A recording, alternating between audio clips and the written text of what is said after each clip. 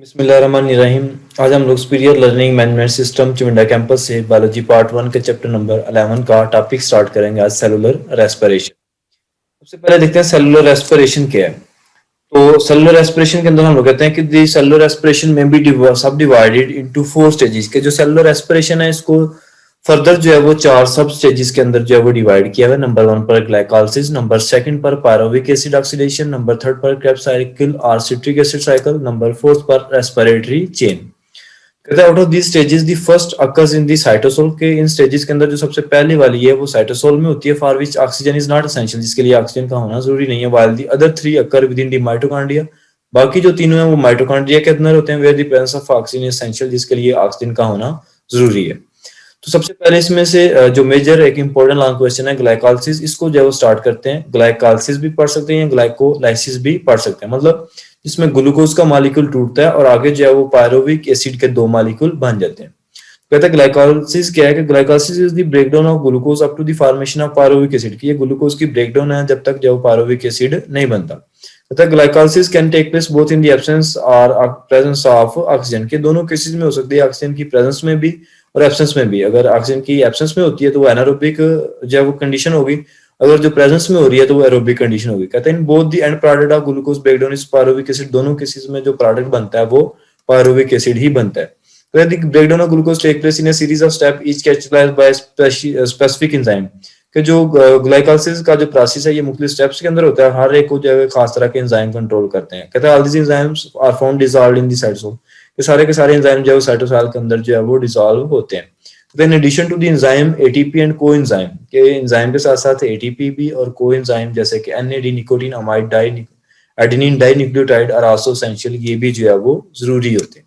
कहते हैं glycolysis can be divided into phases, A preparatory phase and oxidative phase. इसको 2 phases में divide किया हुआ है, प्रिपरेटरी फेज और ऑक्सीडेटिव फेज में। कहते हैं in the preparatory phase breakdown of glucose occur and energy is expanded, कि इसमें ग्लूकोज टूटेगा और एनर्जी एक्सपेंड होगी, फैलेगी। कहते हैं in the oxidative phase high energy phosphate bonds are form, के इसके अंदर ऑक्सीडेटिव फेज में हाई एनर्जी फॉस्फेट बॉन्ड बनेंगे और एनर्जी जो है वो स्टोर होगी। नंबर 1 पर देखते हैं प्रिपरेटरी फेज में क्या होगा। तो कहते हैं the first step in the glycolysis is the transfer of phosphate from ATP to glucose, को सबसे पहले जो पहला काम होना है वो यही है कि फॉस्फेट को ट्रांसपोर्ट किया जाना है एटीपी से ग्लूकोज की तरफ।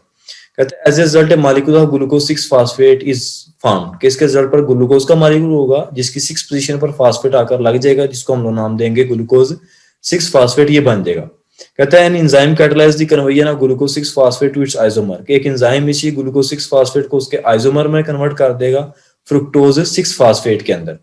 कहता है at this stage another ATP molecule transfer है सेकंड फॉस्फेट, कि फिर एक और एटीपी का मॉलिक्यूल एक और जो है वो हम लोग कहते हैं फॉस्फेट वहां पर ट्रांसपोर्ट करेगा और जो प्रोडक्ट बनेगा वो क्या होगा, फ्रुक्टोज 1,6 बाइफॉस्फेट, मतलब कि बाइफॉस्फेट का मॉलिक्यूल है जिसकी 1 और 6 पोजीशन पर फॉस्फेट लगा होगा। कहता है the next step in glycolysis is the enzymatic splitting of fructose 1,6 phosphate into 2 fragment, के अगले स्टेप में एंजाइम की मदद से इस 1,6 फ्रुक्टोज बिसफॉस्फेट को जो है वो 2 फ्रेगमेंट के अंदर तोड़ देना होता है।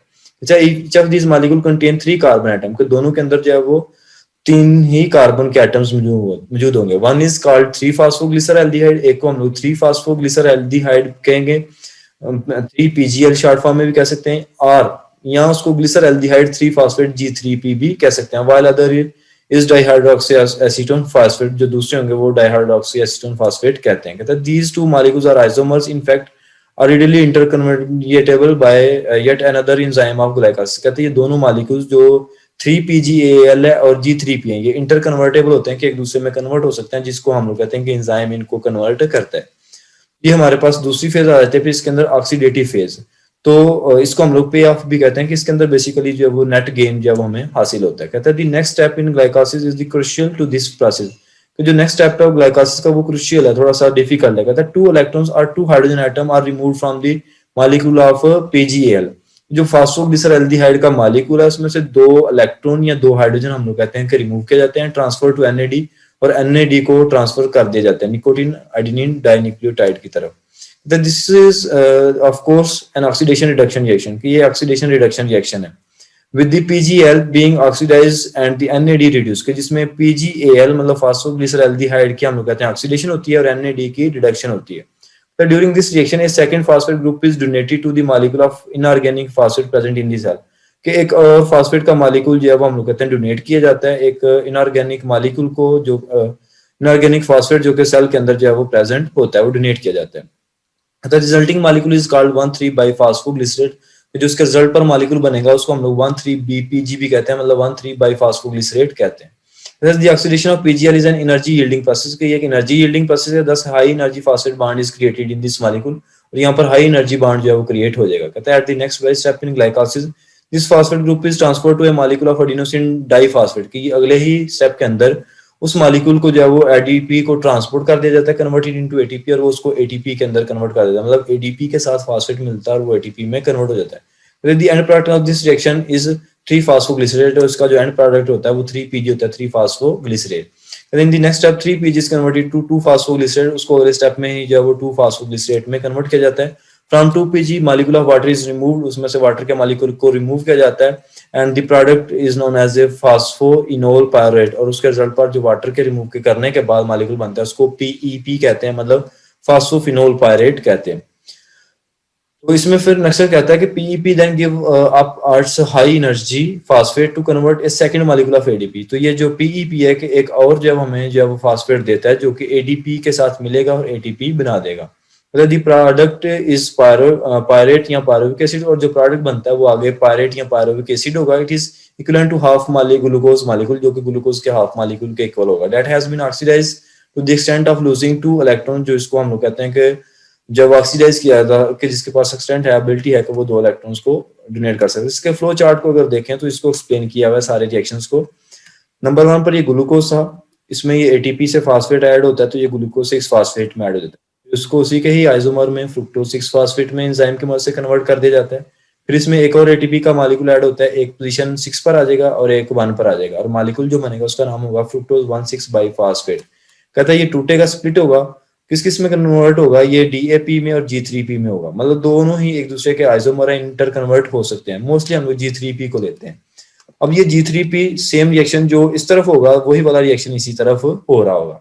तो इस जी3पी के अंदर हम लोग कहते हैं कि एक और फास्फेट ऐड होता है और साथ NAD से हम लोग कहते हैं कि NADP यहाँ से जो हाइड्रोजन वगैरह लेता है और आगे जो बन जाता है 1,3 बाई फास्फोग्लिसरेट, मतलब बीपीजी का मॉलिक्यूल बन जाता है। सेम यहाँ पर भी ये बीपीजी का मॉलिक्यूल बनेगा, 1,3 बीपीजी का मॉलिक्यूल। फिर इसमें हम लोग कहते हैं कि एटीपी जो है वो क्या होगा कि जो है वो निकलेगा और ये जो है वो मतलब फास्फेट निकलेगा। उस फास्फेट जो है क्या करेगा, वो एडीपी के साथ मिलकर एटीपी बनाकर यहाँ से निकल जाएगा और जो रिजल्टिंग मॉलिक्यूल रह जाएगा वो 3 फास्फोग्लिसरेट रह जाएगा। ये 3 फास्फोग्लिसरेट इधर भी सेम ऐसे ही होगा। फिर हम लोग कहते हैं कि ये अगर 2 PG के अंदर कन्वर्ट हो जाता है, मतलब उसकी जो पोजीशन है वो सिर्फ चेंज होती है। वो पहले 3 पर फास्फेट लगा था, वो 2 पर आ जाता है। अब इस 2 PG से हम लोग कहते हैं वाटर रिमूव होता है और ये जो है वो एक मॉलिक्यूल में कन्वर्ट हो जाता है जिसको फास्फोइनोल पायरेट कहते हैं। सेम यहाँ पर भी वाटर रिमूव होगा और पीईपी की फॉर्मेशन होगी फास्फोइनोल पायरेट की। फिर इसमें से भी हम लोग कहते हैं कि एक फास्फेट निकलेगा और उसको एडीपी अपने साथ मिला के एटीपी बना के यहाँ से रिलीज कर देगा और आगे जो है वो पायरेट का मॉलिक्यूल बन जाएगा। सेम यहाँ पर भी पायरेट का मॉलिक्यूल बन जाएगा। तो ये था हमारे पास ग्लाइकोलाइसिस, मतलब ब्रेकडाउन ऑफ ग्लूकोज के, जिसमें ग्लूकोज टूटता है और पायरेट के 2 मॉलिक्यूल बन जाते हैं। आप लोगों को ये क्लियर